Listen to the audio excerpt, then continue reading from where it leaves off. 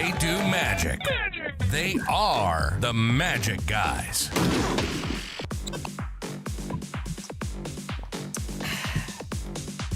Ladies and gentlemen, welcome to episode number 249 of the Magic Guys. I'm Josh Norbido. I'm hopped up on Mother Energy Drink, and to my left is Nick K. That's right, friends. I'm Nick K, and I'm drinking Turkish coffee, which has a lot more caffeine than an average coffee. Ooh, Turkish coffee. What's the lowdown? Is it stronger? That's the enticement? Apparently, it's pulverized coffee, which is made to a boil, and basically it's a black coffee that makes a black settlement of the coffee on the bottom of the cup, like it makes a sediment, which you don't drink. But you know what pretty buzzed. You know what? Talking about buzz, I did something I shouldn't, which is we bought a new pre-workout for the gym, my partner and I. But you know how like you're just not used to like the dosage and flavor and the effect of it when you just switch to a new one. We switched to a new one and we had the recommended scoop, but it felt like it did nothing. And my partner Sandy, she agreed, right? So I'm like, all right, it's suggesting we put half the amount of water into what we normally do. So my thought is, we must have to double the dosage and double the water, and that will equal like what we normally have at the gym. Anyway, so I doubled it. So I have like 2.5 scoops. I'm like, this should do something. And I give my partner a bit more than 1 scoop. And I'm like, oh yeah, I can kind of feel it now. But I look at Sandy at the gym. She's like, but I forgot to tell her that I was just going to make it a bit stronger. And she's like, I don't know what's going on, but I'm kind of having heart palpitations. This feels like something's wrong here. And I'm like, oh God, almost kill my girlfriend from trying a higher dose of pre-workout. Anyway, Merry Christmas, everyone. Merry Christmas. Merry Christmas, buddy. Yeah, I went through the same thing. I have one called Corrupt. I guess the name itself is probably enough to be a bit chill. If you take it and go mountain biking, you're okay. But if you take it and then don't go mountain biking because something happens or the rain and the tips of your fingers tingle, like you just feel full crackhead energy. It's great. And that, my friends, is what we call beta-alanine. If you don't use it up, it'll get you. It'll give you the buzz, the tingles. I love what Dragotier is saying in the chat, which is 100% true. We get to start the new year with episode 250. You bet. So that's going to be dope.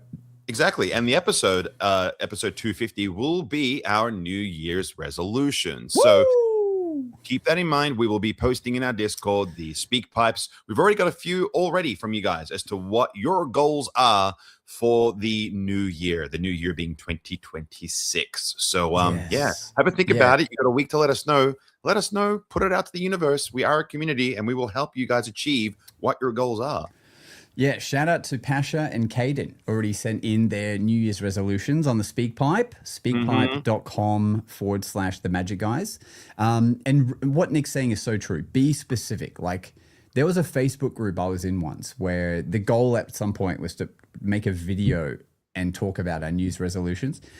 Everything I said came true to the point where like the Facebook group went dark and no one used it anymore. But I specifically went back the next year just to redo my New Year's my New Year's resolutions. And I just explained like, hey guys, I know we don't post in here anymore, but like everything I wanted came true. So I'm just going to do it again here and just mind your business because this worked really well. Yeah, well, let's actually like share that with everyone and what to do, because I've got a couple of things that I've done in the past myself, but that is good content for next week's episode. This week's episode is we have never done this before, and I'm like, why not? Let's do the Magic Guys annual awards, and we just wanted to award everyone on their excellence on the folks that we've met, interviewed, episodes we've done. So I just came up with as many silly ideas as I can. Come up with 10 in total, 10 fun ideas. And basically it's all the stuff that we, not only like myself, Doug, and Josh, but you, the listener, as to what we've sort of gotten up to. And so Drago says that he's dressed, Dragotier, I know you're sad that both Josh and myself aren't dressed to the nines for the award show, but that is something we'll keep in mind for next year. I am wearing pants. Idea. I'm wearing pants. That counts. Yeah, that's rare. And I've stayed at his place. And, you know, pants aren't a normal everyday item. But I love that idea. Like every year, it would be awesome to make the awards like bigger and better. That would be dope. Yeah. Yeah. Well, look, it's my first go, okay, is what I'm trying to say. It's our first go. But yeah, we can certainly do it for next year. Maybe I'll wear a tuxedo shirt. You know, like the black t-shirts. It's like, stupid ones. Oh yeah, I remember I used to rock that like an idiot. I remember seeing them at like some Sunday markets, and I was like, "Oh, this is really cool. I can be a magician even when I'm casual." But it's not. Yeah. That well, casual. Just to explain how these worked, effectively, all I did was I was looking at our backlog over the past 50 odd episodes we've done in the year of 2025, and I made a list of the things that we'd achieved, whether it be Spitball ideas, gig stories, etc. And I basically made a whole bunch of nominations, asked for people to be nominated, and then put the ability for you guys to vote for it on our Discord. And the votes are in, and these are the results. Hell yeah! Do we need some kind of build up? I don't know. Let's okay. We'll figure it out. Let's play. Let me do this. Yeah.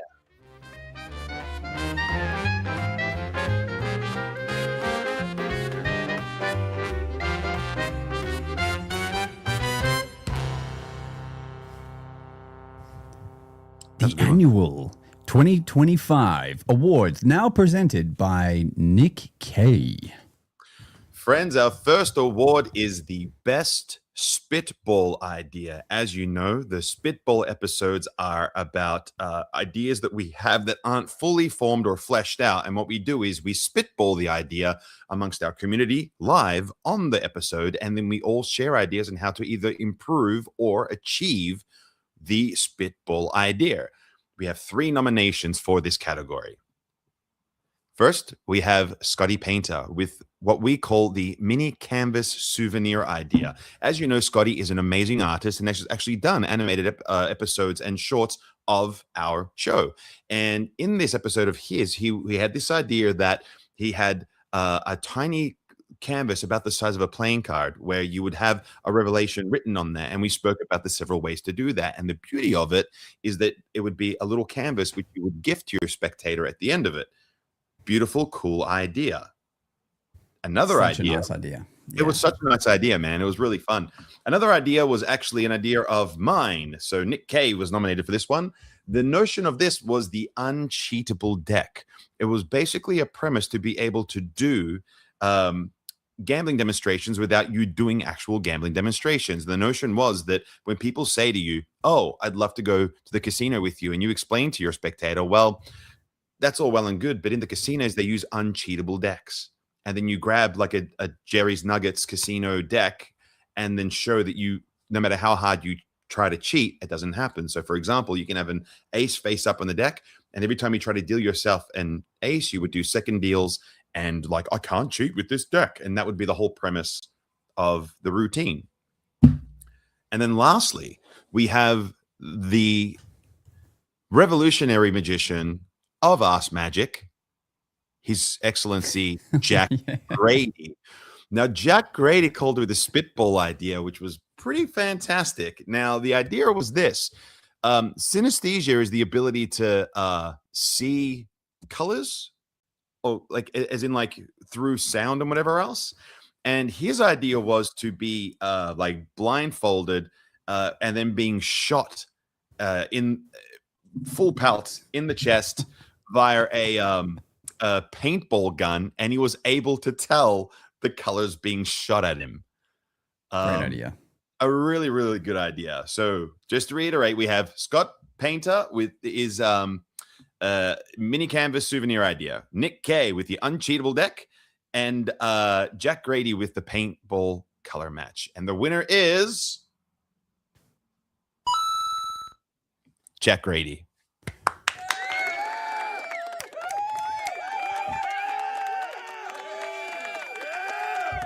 Yeah. Dude, the Spitball Ideas was actually a really fun episode. It's amazing how creative some of our fellas can be and some of the ideas they share. Like, it's actually quite a good time. I don't know why we don't do it more. Like, we used to do it a fair bit. Yeah, let's, we got to keep that in the roster, guys. We got to keep it in the roster. If you want to be a part of the fam, you got to send in your speak pipes. Yeah, maybe we should try to commit to doing one every 2 months or one every month or something of that nature. Yeah, or at least it be like a segment within the episode, right? Yeah, absolutely. Like in an ideal world, if we could get 4 people sending in spitballs every month, we'd have one a week. It could be a segment in the show. Yeah. I like it. I like it a lot. And yeah, congrats to Jack Grady, who will probably not even hear this or become aware of it. But you can now put it on your website that you are an award-winning magician. That's right. So, and let's go. I mean, you literally win nothing. Like these awards are. I mean, like that's like our FISM award. Yeah.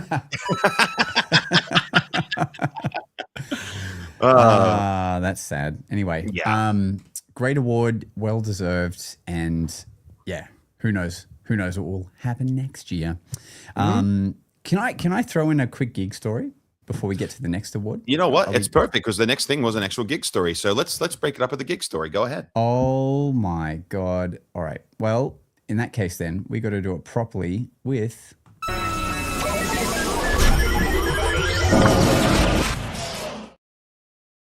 So Gig Stories is a section of the show where we like to talk about magical moments either while performing for our day-to-day or while doing gigs, starting with a story with our friend from that side of the planet, Josh Novito.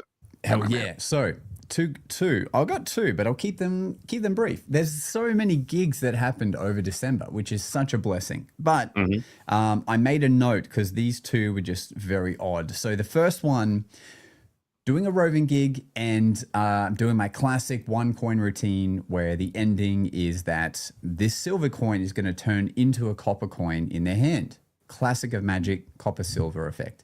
But what the funny thing was is at the end, when the guy opens his hand and he sees the copper coin, he reacts and it gets a good reaction and it's great.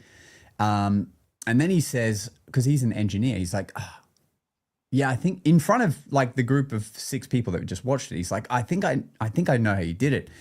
And I'm always curious just to hear what they have to say because often it's not actually the method. It's something more impressive. And he's like, you switched it in my hand. You must have switched the coin in my hand.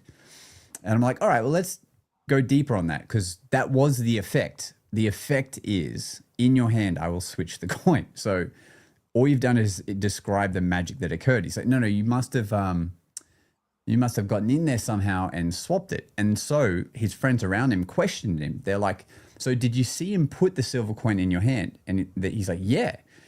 And I reiterated, I'm like, remember, I dropped it openly in your hand and then you closed your hand. They're like, did you see the silver coin? And he's like, yes. So he's false remembering, which is fantastic. And he's like, yeah, I saw him put it in my hand and I closed my hand and I turned my hand over. And then I'm like, all right. And so what you're saying is that somewhere between then, when you turn your hand over and me bringing out the copper coin and introducing it, I somehow swapped it. They went into this downward spiral, which is just so beautiful that eventually they had like nowhere to run essentially. And they made themselves even more fooled. Dragotier says, doing magic for smart people must be so entertaining. It honestly is the easiest group of people to fool. It's so fun. So that happened. Basically like a sleight of hand trick became like they just fooled themselves so hard. The other notable thing that happened was, and this is something to prepare for as magicians, I was booked to rove for 1 hour at a Christmas party and it was at a warehouse. But I get there and I realize it's a small warehouse and they only have 15 staff. And I'm there for an hour. And the 15 staff are all sat at one little long table. And they've also just been served dinner. Like they've just spent the afternoon cooking all this barbecue food and stuff. And they've all just sat down. So they're not going to be walking around and allowing me to like rove for small groups or whatever. And I see them all sit down to eat. And I say to the owner, I'm like, oh, I see you're all just about to eat. How about I wait and I come back in half an hour? She's like, no, this is perfect. We're all here seated. I'm like, okay, to watch me rove for an hour? She's like, yeah, do whatever you want. I'm like, okay. So fortunately, like, you know, Nick, when you get to like, you've just done so much work that at this point, instead of like arguing the semantics of what you booked for, whatever, you just like, fuck it. whatever needs to be done here, I'm just going to do it. So Yeah, buddy. essentially I just started doing my theater and magic show. I just did a 1 hour show at the head of this table. But I will say it was super fun and they were very reciprocal as an audience. But my God, if I didn't have that in my back pocket of like having done parlor shows for 2 hours, 2 years of doing these parlor shows for intimate groups, I would have shat bricks. But essentially I just did all my roving routines. But I did all the extra. I basically did what I would do for a 3 hour roving gig, but for 1 hour because it's the same audience. Lots of riffing, lots of banter, lots of asking them questions to buy up time. And all those extra things that I keep in my pocket that I don't always use, like a fork. I went into a full-on fork bending routine. I normally wouldn't do that. All that kind of fun stuff. My 5 phases of a rubber band routine and like all this stuff that's like gonna help use up the time.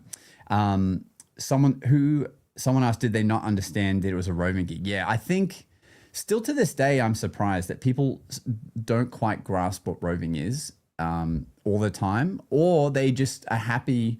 They think they're happy for me to rove around the table of 15 people, and they're just going to let me figure it out. So that will happen sometimes, but fortunately, like they had the best time of their lives, and that wasn't. But it only happened once. Like in all of the gigs I did, that's the only time that happened where someone wasn't sure what roving was, and we ended up doing a 1 hour show for 15 people.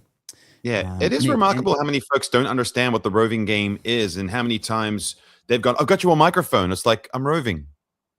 No, not needed. It's okay. Yeah. Yeah. Yeah. And then when you explain to them, oh, that's such a better idea. Yeah, that's what roving is. I get it. It's okay for you to not know. You're not in showbiz and you probably don't get out much. But like, it is one of those things where to us, it's just second nature. But to the consumer, it's kind of hard to explain sometimes. Yeah, it's to the point now where I think I'm going to have to make a video that just dumbs down like a talking to the camera thing that I can send to clients or have on the roving page of the website.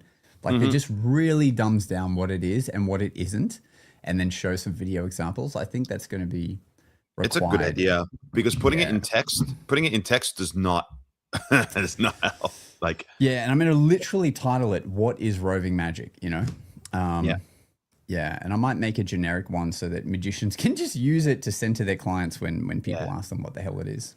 It's probably genuinely because what folks confusing the word roving with roaming. True. Yeah, true. I mean, I do think it is described very well on my website what it is, but people will skim over that and they just see the price points. They're like, we want him. Oh, we can have him at this price. Let's just do that. And that's all the thought that goes into it. This price for longer. Yeah, that's right. Yeah. 20 minutes for $5,000 or 1 hour for $2,000. I'm inflating my prices here to sound cool, but essentially they're like, oh yeah, we'll pick the 1 hour. Yeah. Anyway, Nick, what notable thing comes to mind when you think of your Christmas season? Man, there's 2 gigs that come to mind. One was at the Mantra, which was a brand new venue built in the middle of Epping. Now, Epping is a bit of a rough area that I grew up in. And it had 250 people at this event, but 130 of them were outside smoking cigarettes. Wow. Wow. They were all like, beautiful venue, beautiful cars everywhere. There was like a G-Wagon Brabus, dude. It's like $1 million car, like just sitting there. Like this place just reeked money, but didn't exude class by any means. Because again, northern suburbs where I grew up, rough neighborhood. And great people, great fun. But this particular, I don't want to mention the company or anything, right? But pretty decent sort of industry that they're in. And everyone's at front smoking cigarettes because they don't want to be inside because the CEO had the microphone and was just like loving the sound of his own voice. And Right. it was dance music, and they were just doing their thing, but he had the microphone, so he was trying to like get up and dance and singing into it. And I rocked up, found the person who booked me. And it's so funny because I remember I rocked with this couple, and I was like, they were just like arms crossed the back of the room, like, I can't believe we got to deal with this. And I was like, they found me, and I was just like, hey, and I was like, I'm looking for this person. And they're like, oh, that's her there. And then I went to, oh, do you want us to shut this down so you can go on stage? I'm like, no, I don't, because that's not what you paid for. I'm out of here. And it was actually a fill-in gig for an agency who called me and said, this particular performer screwed up, and I need you to bail me out. Can you please find me someone for this much money? And I was like, nobody's going to want to go that far out of town or out of the sort of the city to do this gig at that rate. Yeah. But I agreed to do it to help them out. So I really appreciate you covering that gig for me. Yeah. You're welcome, buddy. Yeah. I mean, I was busy performing for 15 people for an hour. So I was a little And then the other gig I did was the very first agency I worked for. They're called Applause Entertainment. They are a great bunch of people. And in fact, you've done gigs for them as well. Applause Entertainment. Yeah. All right, gang signs. And I did a gig with those folks on a boat. And thankfully, I try not to be the guy that like controls everything at a gig, that there's like professionals for that. But thank goodness I did, because I would have been in one of those situations where I got in the boat and then they dumped me an hour and a half drive away and been like, oh, it's just a one-way trip 3 years later. I'm like, no. We're parked back where we came from. So thank goodness I mediated all that and got it all done. But the point was that it was myself and drunk Santa, like bad Santa. And Santa got seemingly, inverted commas, drunk, shit-faced, if you will. And it was because he's actually so good at acting drunk that everyone thought he was drunk. But he generally wasn't drunk. He was like, he had all these bottles of whiskey, but they were all filled with tea that he had made. So, and he was chugging it and drinking away. But he was so like we're on there for a couple hours, I think it was, and he just progressively got more and more drunk. And he's wearing a Santa suit while doing his thing. And the funniest thing was that like his pants just kept falling down at the most perfect time. Like he just, like we're doing his thing, and then all of a sudden his pants would just fall down, like just by themselves, like just by nature, like the way that the costume was, the pants just kept falling down, but they kept falling down at the most perfect comical moment, and everyone was just losing it. There was only about 100 people on this boat, this charter. It was loose as anything, and then after that, like we got dressed and got off the boat, and he was sober as a judge, but everyone was like worried about him because he was that good at acting. Drunk. Like it was quite fun. And so I was like a magical elf to do my thing and entertain people. And then we had like Mrs. Claus, who was trying to keep him in order. And it was just funny as we're doing really silly stuff. We had like fake bags of cocaine to try to get him to sober up and all kinds of stuff. Like it was really, really wild. But that was probably one of the most fun ones I've done at this over the period. Like it was, that's fun. Like it was really good. Hiring a drunk Santa or to get drunk. Yeah, and then he's drinking with everyone, but he's pouring real drinks in theirs, and he's drinking just tea with everyone else. Everyone was like, "I'm getting drunk with Santa." Like it was really fun, really so fun. Clever. Yeah, that's so clever. Is there a market for the drunk magician? We joked about that, doing a show where like every time we do a thing, we got to take a shot, so that by the end of the show, we're tanked, and it could be like. Every time you say a stock line, you take a shot, or every time you do a trick, you take a shot, or like it's like just you make it like a drinking game. So that's something we played with for a while. Because I'm sure there's to it everywhere, but in Brisbane there was a really popular Shakespeare play where I don't know the name of it now, but essentially the cast were drunk. So the idea is you would come and watch a Shakespeare play while all the actors are legitimately wasted. Interesting. And it was so funny that it played 5 nights a week and like was a sellout. It was like, honestly, at the Theatre of Magic, we were sitting back going, how the hell is a drunk play selling so many tickets every week? But it did so well. And I wonder if people would pay to see the late night version of maybe even the same show, but just while you're actually hammered. Like, how much money would you pay to watch Penn and Teller do their theater show, but actually wasted?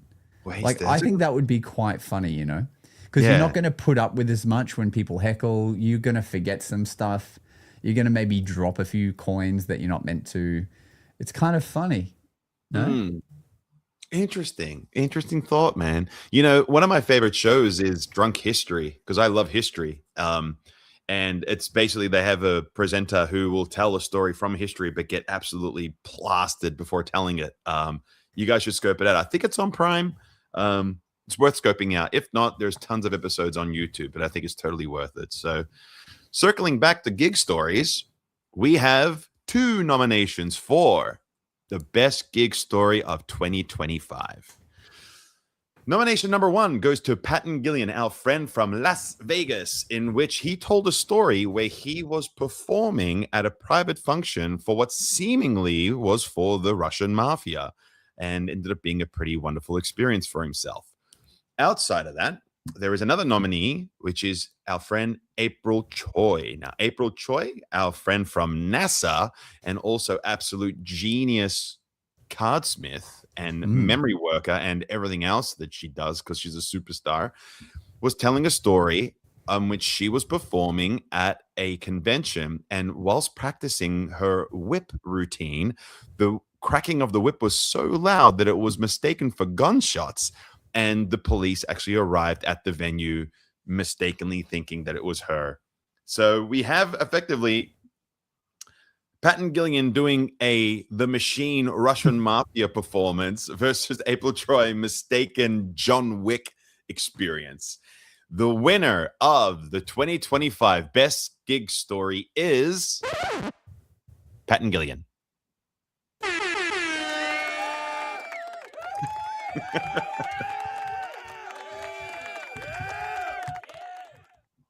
Yeah. Patton Gillian, you are also now an award-winning magician. Congratulations. And please accept nothing from us. Yeah. As a token of our appreciation. Yeah. The award means nothing. It's like how your ex is doing. Doesn't mean anything. Just doesn't matter. Not one bit. So next one. The next thing, we'll save that one for last. Okay. The next thing is best interview. Now, we've had a lot of interviews over this season. In fact, one of the most humbling things I found, and I think that Josh and I will attest to this, is that like we do definitely prospect and ask a lot of folks to be on our show. But and I say this because I give you guys, the listeners, the credit, because it's gotten to the point now where when we do ask people and they do agree to be on the show, they actually say, what do they say, Josh? What? Christopher Wayne distracted me. He was saying, okay. What they actually say is they go, I was waiting for you to ask me. I've been waiting for you to ask me to be on the show. And it's like, why don't you just say? I would have put you on the show. That's right. Yeah. Where, it's an open door. If you're very, very successful, won awards, we watch you on social media. No.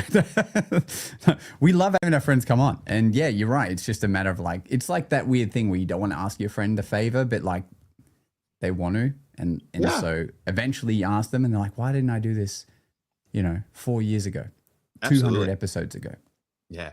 Now, for the best interview of 2025, we have 3 nominees. The first one is Dennis Kim. Dennis Kim, who is also known as a consultant for the amazing Dan White, and in my opinion, probably responsible for everything amazing he has to do. He produced one of the most amazing bits of online content for the FISM competition in which everything was done in reverse. And if you recall, he did the entire episode, the entire interview against a mirror in reverse. Wild. And fooled the crap out of us. Yeah, especially if you listen to that on Spotify, you just would have no idea. Yeah, because it was audio only. Nick. It was, they couldn't see him. But I couldn't believe it. I almost ended because he waited till the very end in the final word, and like for those listening, I'm just waiting with my finger on a button to hit the end stinger, and whenever I think he's finished, talking is when I'm going to hit end. I almost ended the podcast before he revealed that he was talking to a mirror. It was like, that's how fooled I was, and just thought he was just ending with, just a casual bit of advice. Crazy commitment. He got us good. He got us so good. Now, outside of that, we have Franco Pasquale. He got a lot of love in that episode. And freaking, what a G. And the thing is, like, that interview was so great, but sitting opposite him, just in conversation without a pack of playing cards, is literally one of the most wonderful things you can experience as well. Like, it's really staggering how good he is. In all facets of thought, and like the depth of thought that guy has, not just with magic, but everything. He's such a dude, is what I have to say. So it was a very well received episode, and he got a ton of votes as a result. So outside of that is UK's very own daredevil, Jonathan Goodwin, who hadn't done an abundance of interviews since the unpleasantness of his accident. But we were celebrating the release of his book, where he shared a lot of his stunts and all the information he's gathered over the years on his, and he held back nothing in that book. It is worth every penny. It's as big as an atlas, and it's like the thickness of a Bible, and it's phenomenal. Like, I think it's one of my favorite books I read this year. So, so to reiterate, we have Dennis Kim fooling the crap out of us. We have Franco Pasquale sharing a wealth of knowledge, and we also have Jonathan Goodwin sharing his amazing wealth of knowledge and kindness. And the winner is, by the smallest of margins, Dennis Kim.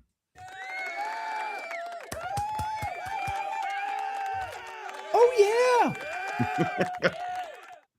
One of the guys is saying that every time he sees him up on his feet, he thinks it's Cillian Murphy, which is pretty funny. Yeah. Who? Franco. Yeah.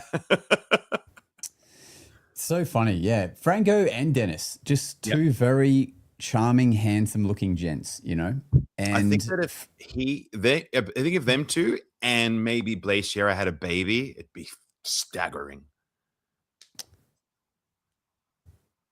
There's so much wrong with that. No. But yes. Franco, and it's so funny how laid back Franco is. Like, he's so in depth about his magic, but he's so laid back as a person. Like, he'll just go with the flow. Like when we were in Vegas, he's just like sitting down jamming all day in the bar. He's like, whatever, I'll have some tequila. Like, let's riff about a certain type of effect. I'll show you something, and just fries us for 5 minutes. Then he'll like watch someone else. Then he'll be like, that's great. Very, very thoughtful, but also just like, whatever, doesn't put out any of the clips that would make him blow up even more, where he's, teaching Brad Pitt to do magic for the movie. And I saw a clip pop up where it's like one of the girls from, what's the movie called, Nick? A movie? Oh my God. It was on the tip of my tongue. The singing movie that's so stupid that I'm not. Oh, you're thinking the Wicked movie. No, someone's going to put it in the comments before us because we're stupid. The a cappella groups. Come on, people of the internet. Supremes? Not Glee. Oh, this is getting worse by the second. I'm going to get a phone call from Christopher Wayne. I'm normally really good at it. It's goddamn blah, blah, blah. A recent movie? Oh, my God. Pitch Perfect. Thank you, Magic of Seth. Oh, God, I was going to have an aneurysm. So one of the actresses of Pitch Perfect went to see a show of Franco Pasquale, and then she raved about it on morning TV about having gone to see Franco's show. Like, what a review to have someone use their time on national TV to start by talking about your show. Yeah. Insane. That's just to say how good he is. And you would almost assume that, like, with the amount of success and talent he has, he's this like extreme go-getter, like this Tony Robbins level, like go-getter, like just like obsessive. But the guy's so chill. Like, yes, it's phenomenal. Yep. Yeah. Indeed. Yeah. So credit to him, and also well done to Dennis Kim. I think a well-deserved winner of that award. So hooray. 100%. Okay. So as you know, we do a whole very vast range of different types of episodes, one of which is the history lesson. So we have a couple of nominees for the best history lesson. It was a very, very close battle. The two episodes nominated for best history lesson are the episode on the amazing Kreskin, being one of the leading mentalists of our time, who sadly passed away within this year. And so we paid homage to that amazingly talented person, responsible for so many wonderful facets in mentalism, most notably the ability to take his paycheck and hide it within a studio or theater, and just using the Jedi Force, for lack of a better word, being able to find where that was actually hidden within the venue. So like he left an amazing legacy behind as a result of that. So power to him. The second and final nominee is the Christmas Magic Kit episode, where we talked about the mythology of where, as we said in the episode, where magic begins for a lot of us, and it obviously begins for some generation of kids and professionals alike, the magic kit being their very first kit they got for Christmas. And so we spoke about how that began and to where it is today. And it was a great episode because Doug had so many examples of those in the shop, which he shared live on that episode. So if you haven't seen it, by all means, check it out. So we have two nominees, the Amazing Kreskin and the Christmas Magic Kit episode. And the winner by only one vote is the Amazing Kreskin. Just want to point out that Nick writes all the history episodes. So, well done. Nick was going to win either way, really, but what do you mean? The people's choice. Well, like they're both episodes that you wrote because you write all the history episodes. So I write them to share them, but I didn't vote for them. Everyone votes for them. Yeah, but you did decide to include it as a category. I'm just saying, Well, but it is true. You want to do an awards show, right? You can make up your own awards. You can do, you know what? Why don't you? Let's do one for next year, and it'll be which host has the best hair. Go. That's going to be tricky. No, it'll be like which intro to the podcast has been the best over the year, and it'll be like, oh, the one where Josh was singing, or is it the one where Josh was dancing? Because I intro the episodes. It would be pretty upset if I won one because I've only ever introed two episodes. You'd be pretty upset. You'd be like, the one that Nick K did that one time. I'd be like, I've had enough. You're already copying my hairstyle, and now you want to fucking come and take my awards. That's true. Yeah. No, that's true. We are actually the same person. That's right. This is just like an AI. We do the mirror. We're going to do the mirror reveal right now. Here we go. Like, look at that. Like right now, our heads are almost the same size on camera. So like we almost do look the same. My head looks a little bit more yellow because there's a bit of saturation in my camera, I guess. But I'm going to get that looked at. Anyway. Speaking of episodes I'm responsible for, let's talk about the best educational episodes. So we do some educational episodes where we have talked about things in the past, like which routine should be, retired. That was probably one of my favorite episodes from the year before. We had a whole abundance of them. Now there's two that are up for nomination this year for the best educational episode. I was actually staggered by these results, but the two that were nominated were the preparation list. So on episode 244, we had a whole episode about how to prepare for the crazy Christmas period that we've all just gone through over the month of November and December.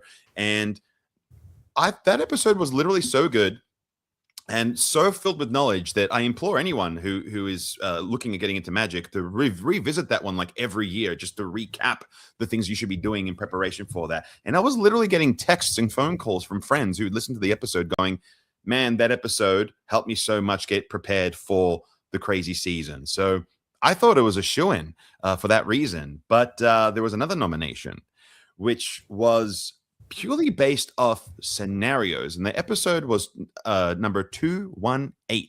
And it was titled, What Would You Do? stressful magician scenarios, and effectively it was what would you do if this happened, and what would you do if that happened? So it's always scenarios that we'd have actually experienced in our day-to-day or normal performing life, but it was certain scenarios that if they were to happen, how would you handle it? So those were the 2 episodes that we had, and again, winning by a single vote.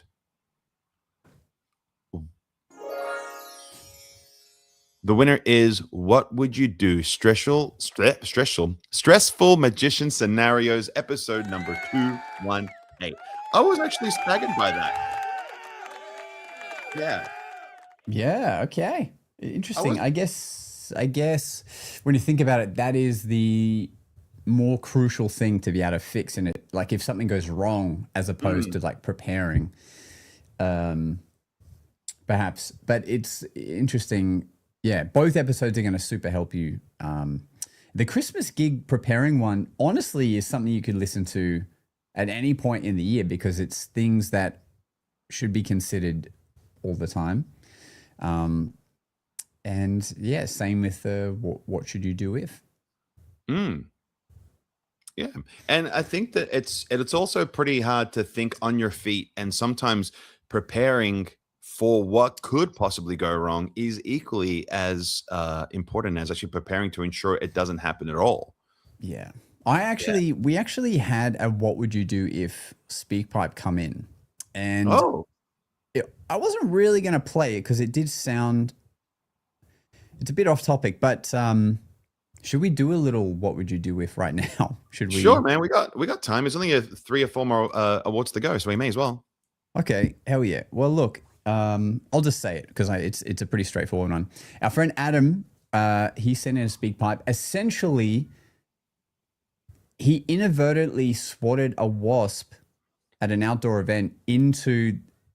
He's saying girl, but I'm hoping he's meaning a woman. Anyway, he accidentally swatted a wasp mid-performance into someone else, and it stung them, like the spectator. So you've essentially had a wasp flying around you. You've swatted it into the spectator, and they've gotten stung, and then you're just left with like, what do you do? And he was like really dumbfounded. He's like, I tried to offer them like, can I show you another trick to make you feel better? Like, no, I'm fucking stung, you idiot. And so, yeah, what do you do? Buddy, that is so crazy. Like, yeah, like that is unlucky. Like, that is just 50 kinds of unlucky. And they can't be blaming Adam, could they? Oh, it says here, that one was mine. Worse. That one was mine. She was like 5 or 6. Oh, crap. There is no consoling Adam.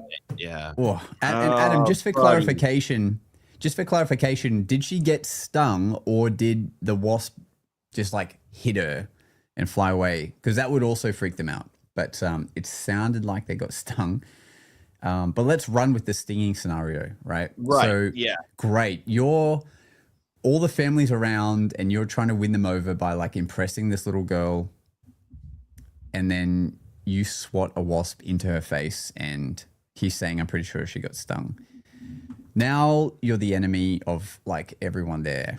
For that moment, it's going to feel like it. It's not your fault. Like in the cartoons, right? in the cartoons where like he goes up to a beehive and he puts all the bees in his mouth and gets a pipe and he spits pipes like a semi-automatic weapon. Like it wasn't that kind of scenario. It wasn't done with malice, but I can appreciate. I think this is what I think. I think that nobody is actively going to be mad at you for what happened, what transpired. But what I do think is the fact that you feel so bad about it, Adam, just speaks volumes to the lovely, caring character that you are. And so it's okay to feel bad about it.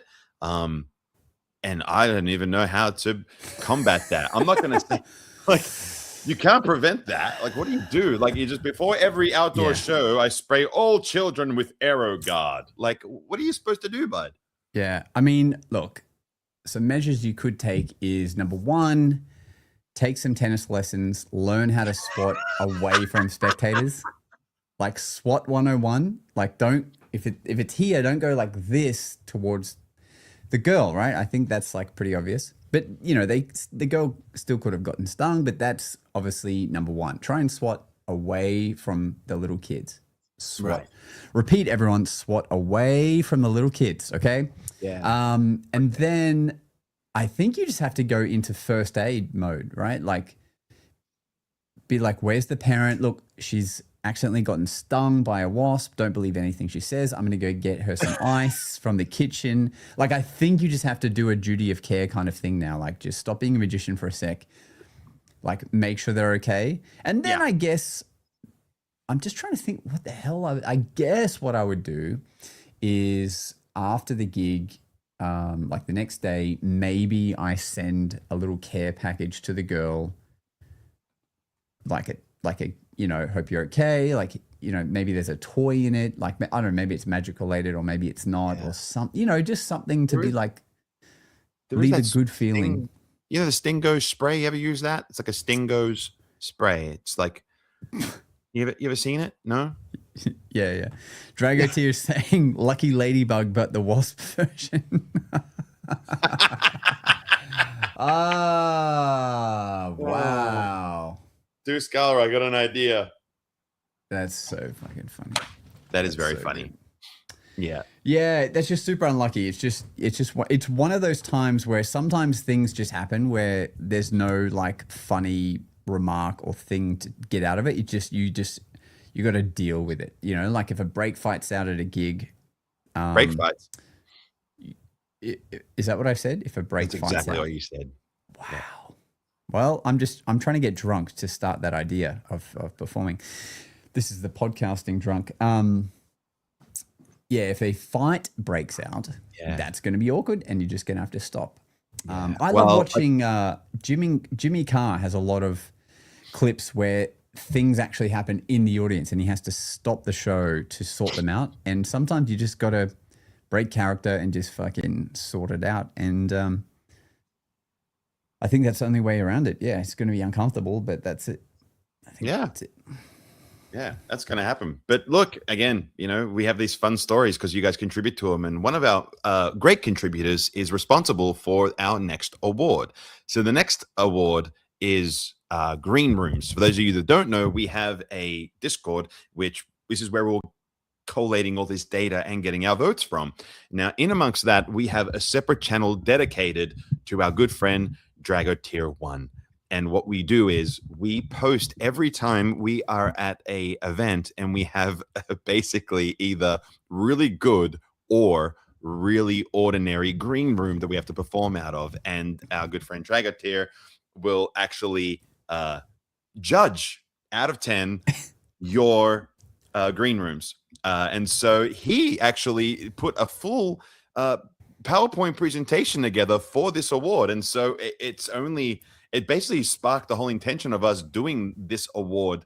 This was the first one ever done. I was like, well, if Nick's going to put the effort in, Nick being Dragotier, I guess that I'm going to have to put some effort in and do a whole awards episode. So let me see. This is my first time doing this type of thing with the StreamYard. So thank you for your kindness as I pull this together. But as you can see, we have top 3 best and worst green rooms of 2025 by Dragotier, aka Nick. So I need to make this bigger so I can see it. Okay, here we go. Submitted by Tim Raymond. It's for the listeners of the pod. It's a full-size basketball court from about quarter court. Wow. That's your green room. That's enormous. And I think that's third best by the looks of it. The next slide was submitted by Sideways Simon. This is the third worst. There's too much wood panel. It's effectively imagine a beaver made a green room. That is effectively what you guys are looking at. In the corner there is what looks like to be a coffee machine and a soap dispenser, but that is about it. So that is the third worst. Second best was submitted by Scotty P, which is actually a green cricket / AFL oval, which appears to be his green room. So thank you for a lot of green. Yeah, it's gone for the nature green. Yeah. Doesn't get any more greener than that. The second worst, submitted by Nick K. It was actually, I remember this gig well. It was an office that had crap littered everywhere, but in the corner was this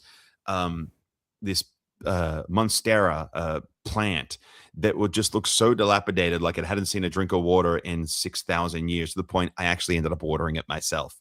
And this one is titled second worst poor plant, as done by Nick. So yeah.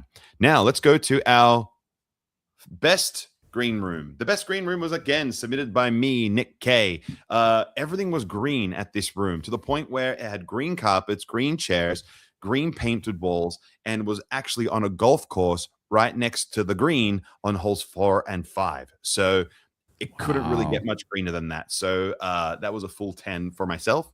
And the first worst was actually submitted by myself, but from a buddy of mine who was doing a show. His name is Felix, and this photograph is a disabled toilet. It's pretty. Yeah. Wow. In the comments, there's a lot of folks. Why? What was the decision, the artistic decision, to actually spread the cards out on your pop-up table while while you're in there? The toilet doesn't even have a flip down cover. It's just open to the elements where that card could.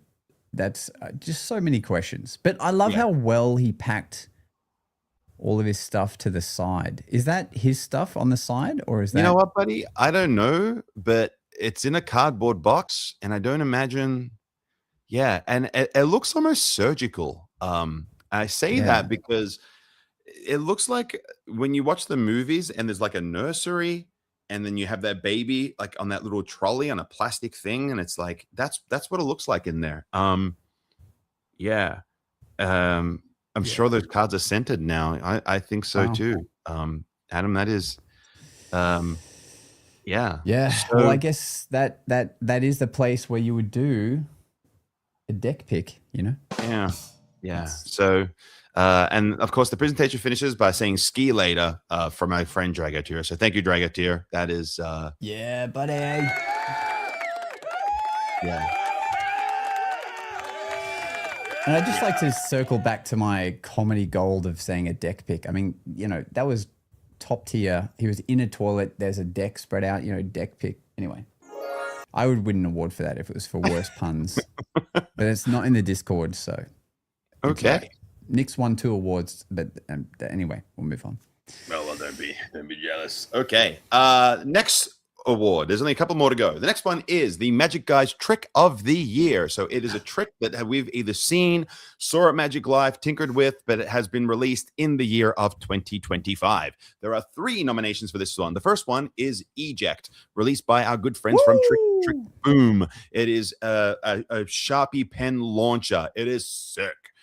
So that is nominee number 1.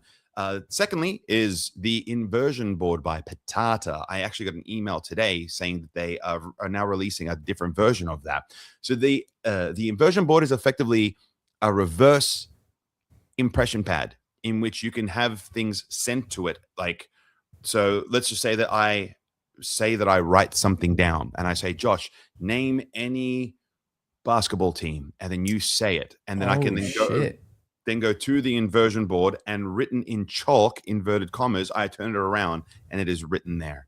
So there is a whole series of awesomeness you can have. I actually purchased one myself for a particular routine that I'm working on. So it is a good bit of kit. And also because I like, I've ditched like all my whiteboard stuff and I'm going full chalk because of the vintage notion that the Theater of Magic has. It's a very vintage experience, and we're trying to give people the old style thing. So big fan of the inversion board, that being said. From ink to chalk, baby. Yeah, buddy. But I bring that up because just today they've released a blackboard version that does the same thing, but it is actually like a whiteboard. Sorry, a whiteboard version that does the same sort of thing where you can have images and things sent to it. So so you can tailor your routines now depending on the modern. Yeah, and it's cheaper because it's cheaper to manufacture because the inversion board's like crafted from wood, and like quite a bit of work goes into it. So it's like nearly half the price. Like it's insanely good for the money. And then so we have the eject launching Sharpie. We have the inversion board by Petata, and lastly we have the Greek Peak wallet, which I also have. It is a really, really good piece of mentalism apparatus. So the ability to write a prediction down, pop it in the wallet, and get a peak. It is really, really good. Of all the versions I've seen to be able to do it, this is by far the best. So those are the three things that were nominated. By a single vote. Looks like it. Yeah, by a single vote. The winner is the inversion board by Petata, which I was a bit staggered by, considering how expensive it is. Yeah. I mean, personally, I will say I've been using the eject at every single stage show I've been doing. And it's been just so fun to have that bit of extra stuff. And I want to buy a few. I want to have like multiple of them, you know, like that's how much I love them. Yeah. Whereas, you know, the inversion board is some crazy shit, right? That's some crazy stuff. But there's something to be said, at least the reason why I don't delve into that realm is because, you know, we were at Magic Live, and I won't bring up the company because, you know, shit happens sometimes, but like they were demoing a piece of electronic mentalism, and it's very expensive, but it can do some crazy stuff. Doing a demonstration, and he's like, and now if you turn it over, it'll say the blah, blah, blah. And I turned it over and it didn't say it. And he's like, oh, there's just a connectivity issue in here. That's all. But like, it will work. And I'm like, you can't base saying it will work when you're here demoing to me that it will work and saying this is $5,000. I'm sorry, this will never go in my act. And it's unfortunate that it didn't work for me, but like, I just can't risk that, you know? So like, there's something to be said about like the Greek wallet, for example. I love that it's based on your handling and like, you're in control of it, I guess is what I'm saying. Yeah, there's two peaks of that nature that I've been tinkering with. One's by Mark Lemon, the Idyllic Peak, I think it's called, using the technology that's based in your phone, and a little apparatus that sticks to the back of it. Really clever bit of kit, genius. For the money, like it's crazy good. Like as opposed to getting a technical impression pad or anything of that nature. So yeah, it is a good bit of kit. And Herbert, good to see you, buddy. Glad you made it. So we have 2 more awards to go and a few minutes left in the episode. So I was actually staggered by the result of this one. I'm very happy about the result, but the last 2 awards are, here we go. Before second last week, let's go with this. Let's go with the Magic Guys Book of the Year. As you guys know, I'm an avid reader of all Magic books, and this certain a few that were released this year that really struck a chord with me, which I put out to everyone else and asked, hey, what else do you guys are in for? And we came down to these 3 books released this year. The first one was Strolling for Dollars by Jason Bird. We had him on an episode talking about the book. He shared an absolute wealth of knowledge on the episode, and we can only assume there's even more knowledge within the pages of his book. Secondly, we have the Practice Playbook by Eric Uhouse. Now, that was probably one of my favorites this year, most definitely. One of my top 2 for sure. And we were in that book because previously, I think it was the year before, where Eric Uhouse ended up interviewing us, the Magic Guys, on our very own show, and then asked us the questions, then put all that information into the book. So I cannot recommend that book enough. I think it's one of the most important books for any upcoming magician alongside Maximum Entertainment. So I think it is an absolute killer book. And the last book is In the Spotlight by Christopher Carter. I'm going to reach out to that superstar and ask him if he will be on our show, because that book, it was definitely one of my most favorite books as far as ideas and as far as mentalism go. I don't love mentalism like everyone does, but I love how clever it is. I think I think it's an absolute killer book. So from the 3 that we have Strolling for Dollars by Jason Bird, which is about how to be a full-time magician in the strolling roving realm. Secondly, we have the Practice Playbook by Eric Uhouse, where there's an abundance of different magicians, including Josh and myself, have been published in.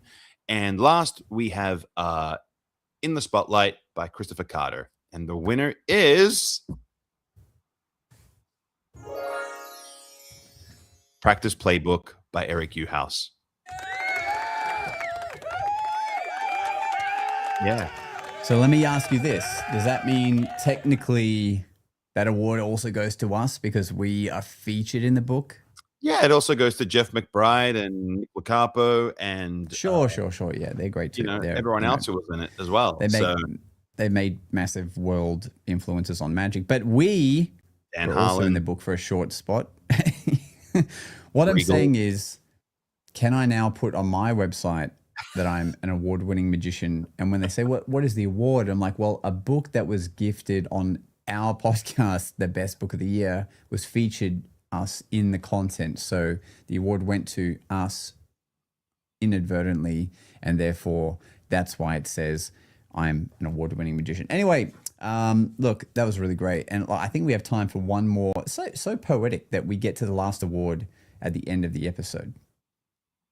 That's right. It is the last episode of the year. And guys, it's been a good year. It's been an absolute blast. And I think that we've obviously achieved a lot in the past year. We've just been doing what we love with the people we love doing it with. And you guys have been along for the journey. We've set up some amazing friendships, and we've set up I think that we've established a really wonderful community where we all hang out. Like, I was in the Discord after the episode last week, and it's one of those things you tell yourself, I'm just going to pop on for a half hour, and then someone pops in and someone pops in. And then before you know it, 3.5, 4 hours later, it's like time to go.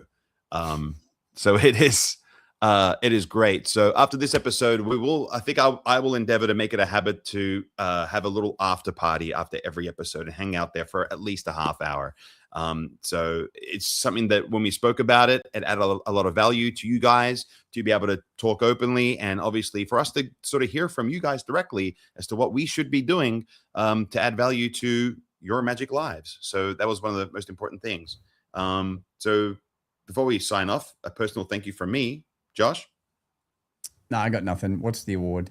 Okay, the award is... I'm kidding. No, it has been awesome. Like every year, our community gets better.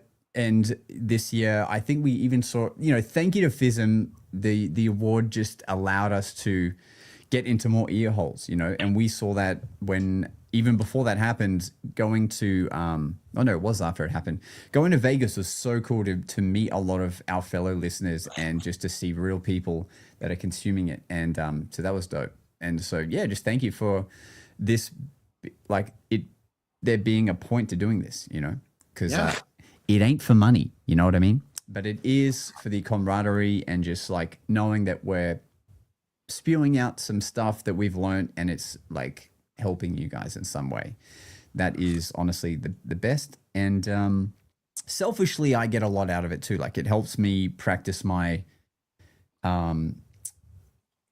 talking skills. No, I can't get my words out now. I'm tearing up. No, but selfishly, it helps me work on my riffing ability and thinking of what I'm going to say on the spot and interviewing people. And same with Nick, it's helped him with his writing skills and interviewing skills and like it honestly, it does help us in a way, but also like we just get so much from seeing you guys grow and learn from it too.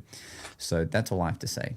Yeah, like one of my favorite things, I mean, I do a lot of research when it comes to doing the history lessons and as well as that, our interviews. And when I ask questions, my favorite thing to hear is when people say, fuck, that's a good question. It's like, yeah, that's what I'm aiming for. You know what I mean? Like and Tim is correct. I thought it was for pudding. That too. We should almost... How did you go? Did you finish it? No way. It's still in the fridge, actually, if anyone wants any. But and also thank you for those who weren't here last week, our live viewers sent in, they DoorDashed Doug some pudding live on the air. And I think that's hilarious. And I think that's honestly something we should do more of because it's so funny. All right, we have one last award. We do have one last award. And I think in true fashion, the way we end every episode that we do, almost every episode, is with the final word. And that being said, these are the nominees for the best final word for 2025. Our first nominee is the amazing Jeff Hobson. Now, Jeff Hobson was politely just sharing some advice after a convention. After a lecture. Yeah. A lecture, that's right. Yeah. So Josh took it upon himself, had a nice conversation with him, and he dispelled some wisdom, some beautiful wisdom, which was shared on episode number 213. So if you want to hear that final word, you can do that as well on that episode. Jason Bird is our second nominee, who, as mentioned, wrote the Strolling for Dollars book. And he, after sharing an abundance of wealth, departed the episode with some even wiser words. And that is on episode number 238. So you're welcome to scope out that one as well. And then finally, we have the amazing John Armstrong, who was kind enough to come on our show, dispense boatloads of knowledge and wisdom to the point where he was kind enough to sign some books for us, which I collected from Vegas, bless his heart. His amazing book, How to Win.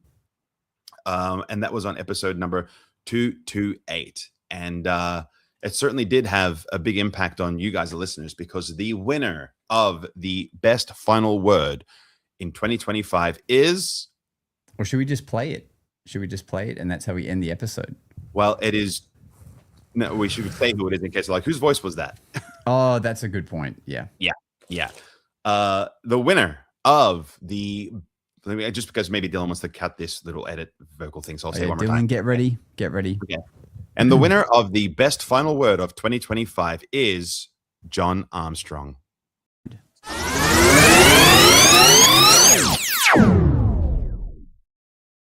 So go out there and do good magic, but mostly make people feel like they matter.